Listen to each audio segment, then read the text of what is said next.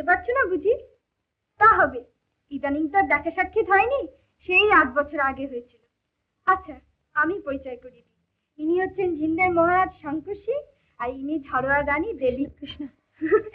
বেশ, তাহলে এবার আমি যাই। না,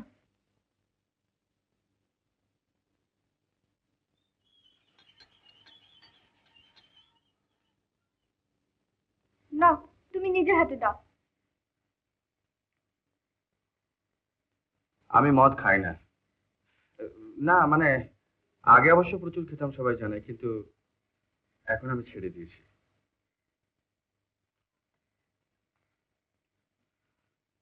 আচ্ছা, এবার তাহলে উঠি, অনেক কাজ বাকি রয়ে গেছে। কিসের এত কাজ? প্রজাদের কাজ। রাজা হওয়া কি কম বিড়ম্ব না? দিন রাত প্রজাদের জন্য ভাবতে হয়। এখন একটু প্রজাতির কথা কম করেই ভাবো। তাই তো ভাবছি, প্রজাপতিদের মাঝে এসে প্রজাদের কথা একদম ভুলেই গেছি। আমরা কি প্রজাপতি? তুমি একটি ভীমরু। সে ভীমরুলি বলেন আর বলতেই বলুন, আজ আপনাকে ছাড়া হবে না। এখানে খেয়ে দিয়ে বিশ্রাম করে তারপর যাবেন। কিন্তু যার অতিথি তিনি যে কিছুই বলছেন না। সব আয়োজন হয়ে গেছে কিন্তু। কিন্তু শ্রদ্ধা যে অপেক্ষা করছে। সেবার আমার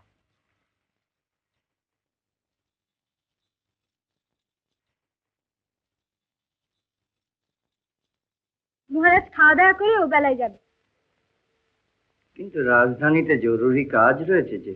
কাজ কাল করবেন, আজকে বিশ্রামের দিন।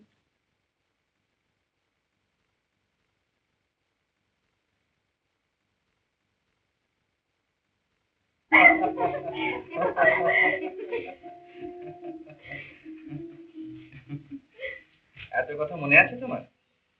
হ্যাঁ, সব কথা মনে আছে। একবার এই ঝড়োয়াতে আপনার বাবা শিকারে এসেছিলেন, আপনিও এসেছিলেন। তখন আপনার বয়স 7 কি 8। তুমি তখন কত? আপনার একটা ছোট্ট সাদা ঘোড়া ছিল। আমি কান্না জুড়ে দিলাম, আমারও ঘোড়া চাই। সেদিনই ঘোড়া এলো। সাদা ঘোড়া? না তো, লাল রঙের। সাদা না, লাল। ও লাল। আমি তো কিছুতেই লাল ঘোড়া নেব না, আমারও সাদা ঘোড়া চাই। ভীষণ জেদি ছিলে তুমি। শেষে আপনি আপনার ঘোড়াটা আমায় দিয়ে দিলেন। তারপর যেই না আমার ঘোড়ায় চড়তে গেছেন, অমনি আছাড় খেলাম তো। আমি তো ধাক্কা দিয়ে ফেলে দিলাম। হ্যাঁ, সেসব অনেক দিনের কথা। অত কথা কি আর মনে থাকে?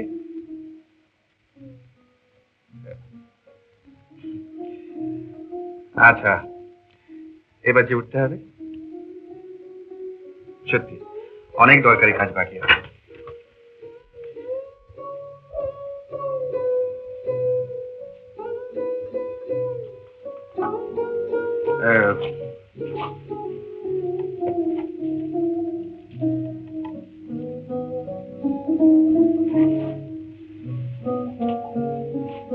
জীবনে আনন্দ আসুক, শান্তি আসুক, সবকিছু।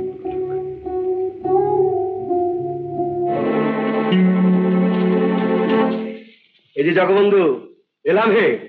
আমাকে কয়েকটা ভালো ভালো কমিটিতে ঢোকা দেখি, যেন চট করে ইলেকশনে পার্টি টিকিটটা পেয়ে যায়। আপনি তো আছেন তো, ওই তো মশক দমন, পুষ্টিবর্ধন, তারপরে ফুটবলের অকাল।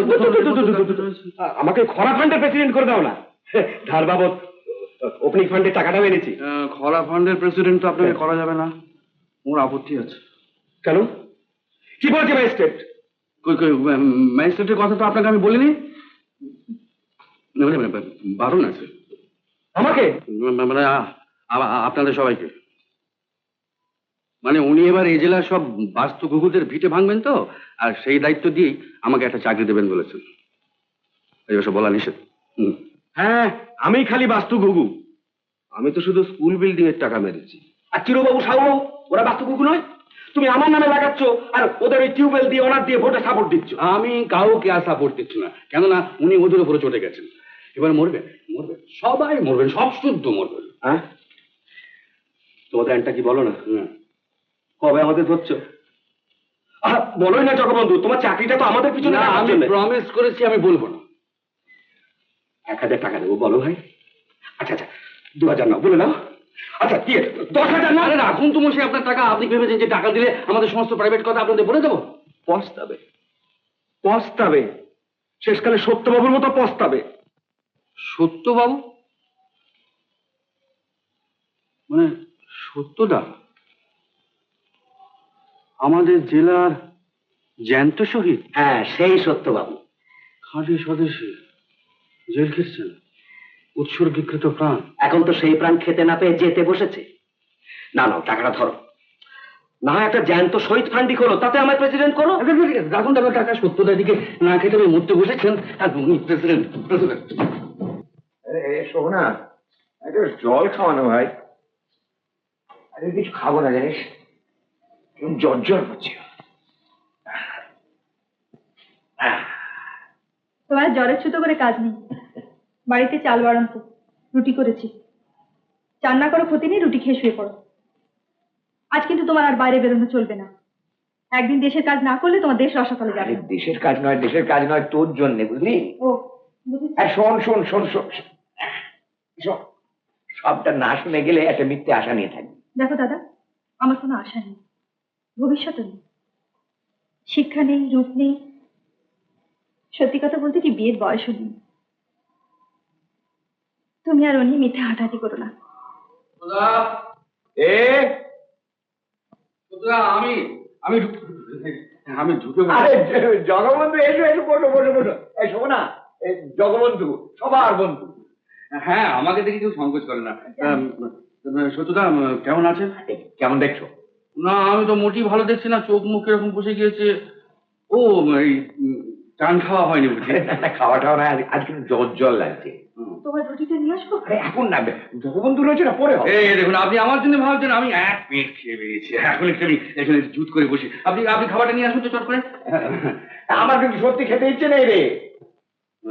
সত্যদা, ইনি কে? আমার বোন, দেশ থেকে নিয়ে এসেছি। বাবা মা মারা গেলেন, বাড়িঘর তোর বিক্রি হয়ে গেল, তাই এখানে নিয়ে এলাম। তা ভালোই করেছেন, এখানে ভালোই থাকবেন। ভালো তো থাকবে, তা আমার রোজগার করি, বিয়ে যে দেবো তার সংস্থান করি, এই ভেবে ভেবে। এই দেখুন, এই দেশের লোকের জন্য আপনি জেল কেটেছেন। দেশের লোক আপনার দায় অদায় দেখবে, এটি তো হওয়া উচিত। তো সেইটি হয়নি বলে দেশের লোকের জন্য আমি আপনার কাছে ক্ষমা চাইতে এসেছি। আপনি কিছু ভাবেন না সত্যদা, ও সব ঠিক হয়ে যাবে। তার মানে দুস্থ রাজনৈতিক কর্মীকে সাহায্য করুন বলে লোকের কাছে আমি হাত মারতে যাবো? ছি, এইসব আপনি কেন করবেন? এটা সামাজিক দায়িত্ব, এই দায়িত্ব আমার। আপনি বোনের বিয়ে ঠিক করুন তো। আচ্ছা, এই মাত্র এক চামারের কাছ থেকে ফিরে এলাম, বিয়ের 7টা দিন বাকি, 5,000 টাকা নগদ চায়, এছাড়া দান সামগ্রী। ও, তাহলে 5,000 আর বিয়ের আনুষঙ্গিক হিসেবে আরো 5,000। এই 10,000 টাকা আপনার হাতে দিলে ওই বিয়ের দিনটা পাকা করা যায়। 7 দিনে 10,000 পাবে কোথায়? আর পেলেও তো আমার নাম করেই চাইবে। তাছাড়া যে দেবে তার নিজের নাম জাহির না করলে দেবে কেন? দাদা, ভূতের বাপে টাকা জোগান দেবে, পাবলিকের কাজ পাবলিক করবে। আর পাবলিকের নাম কি একটা দাদা? যে টাকার জোগান দেবে তার নামও কেউ জানবে না, যাকে জোগানো হবে তার নামও কেউ জানবে না। ব্যাস হয়ে গেল। আপনি জানেন, উঠে পড়ুন উঠে পড়ুন, বিয়ে একদম বিয়ের দিন পাকা করে আসুন। কিছু বলছো মানে? আপনার বিয়ের দিন পাকা করতে। আমার বিয়ের দরকার। হ্যাঁ, তাই বলে কখনো হয়? এই যে দাদা এতক্ষণ বলছিলেন যা, দাদার খিদে নেই, তবু আপনি খাবার কিনে নিন কেন? দাদার পেটে খিদে আছে, কিন্তু মুখে না বলছি, এটা বুঝতে পেরেছি বলি। তেমনি আমরাও বুঝতে পেরেছি কি? আপনার বিয়ে করবার খুব ইচ্ছে আছে, অথচ মুখে বলছেন না। আহা, আপনি যেন সব জানেন। আলবাত জানি, আপনি জানতে পারবেন যখন আশেপাশে কেউ থাকবে না, এক গ্লাস জলও কেউ গড়িয়ে দেবে না, যখন হাত পুড়িয়ে খেতে হবে, সেদিন কিন্তু বয়স চলে যাবে। তখন বিয়ে করতে চাইলেও আর কি বিয়ে করবেন, তখন বুঝতে পারবেন আইবুড়ো জীবনের কি যন্ত্রণা, কি জ্বালা। আপনি যে কথাটা বললেন, সে কষ্টটা কিন্তু ছেলেদের। ও, তাই বুঝি? না না, কিন্তু মেয়েদেরও এরকম হয়। এই ধরুন না, একটি সংসার, ছোট্ট একটি সংসার, সম্পূর্ণ নিজের একটি সংসার। হ্যাঁ, তারপরে এই সুখ দুঃখের একজন সাথী, একটু স্নেহ, একটু আদর, একটু সোহাগ। কিন্তু যদি জানতে সেই লোকটাকে কিনতে কত টাকা লাগে। জেনে গেছি, ওই যে 5,000। দাদা চলুন চলুন চলুন চলুন। তাহলে শোভো না, আমি যাই। শোভনা কি বলবে? ওর খিদে পেলে উনি কি বলবেন যে আমার খিদে পেয়েছে? কি আশ্চর্য! সে কথা তো আমিও বলতে পারি। মানে আপনি একটু আগে বলেন আপনি এক পেট খেয়ে এসছেন, কিন্তু আপনার পেটে যে এত খিদে ছিল আপনি বলেছিলেন। ধরা পড়ে গেল। মন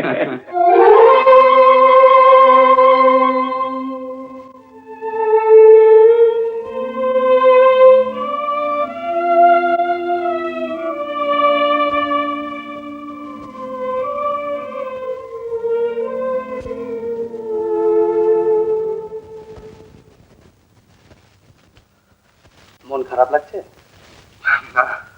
প্রথম প্রথম লাগে। শোনো অর্জুন, টুকাইয়ের বাবা চিঠি দিয়েছেন, তিনি বিশেষ কাজে কলকাতার বাইরে যাচ্ছেন, তিনি আসতে পারছেন না। সকালবেলা স্কুল বাসে ছেলেদের সঙ্গে টুকাই যেতে পারল না, ও বায়না ধরেছে তোমার সঙ্গে যাবে। যাও, পৌঁছে দিয়ে এসো। খুশি তো? হ্যাঁ,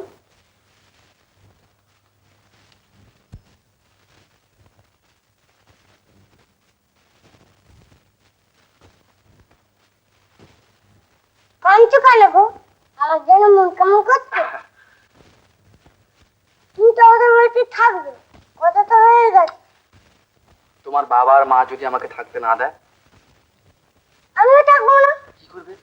তোমার সঙ্গে চলে আসবো। চলো, তোমার জিনিসপত্র গুছিয়ে দিই।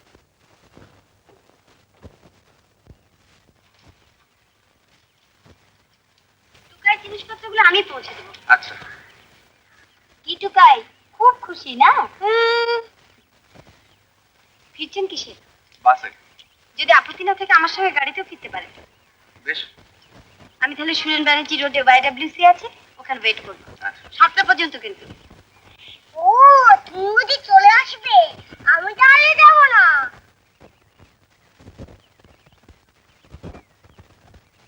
আমি তাহলে যাবো না।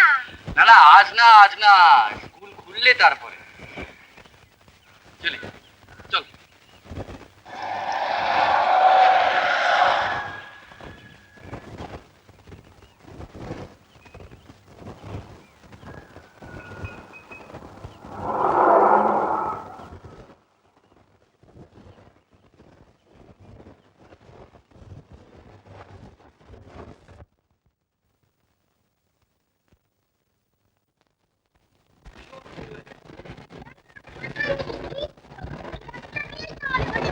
না না, বাড়ি যাবার কথা নয়, আমার একটা জিনিস স্কুলে ফেলে এসেছি, আমাকে আজকে আবার ফিরে যেতে হবে। তার মানে তুমি আমাদের বাড়িতে থাকবে না? তোমাদের বাড়িতে থাকবো না কেন?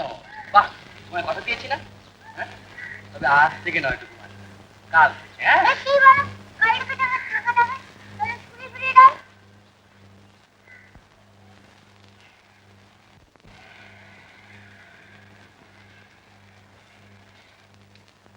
শোনো না, তুমি বুঝতে পারছো না, তোমাকে বাড়িতে পৌঁছে দিয়ে আমি গিয়ে জিনিসটা নিয়ে আসবো। কি হলো? আমাকে না না, শোনো, আমার কথাটা শোনো, আমি তোমাকে পৌঁছে দিয়ে তারপর জিনিসটা নিয়ে আসবো। আমার কথাটা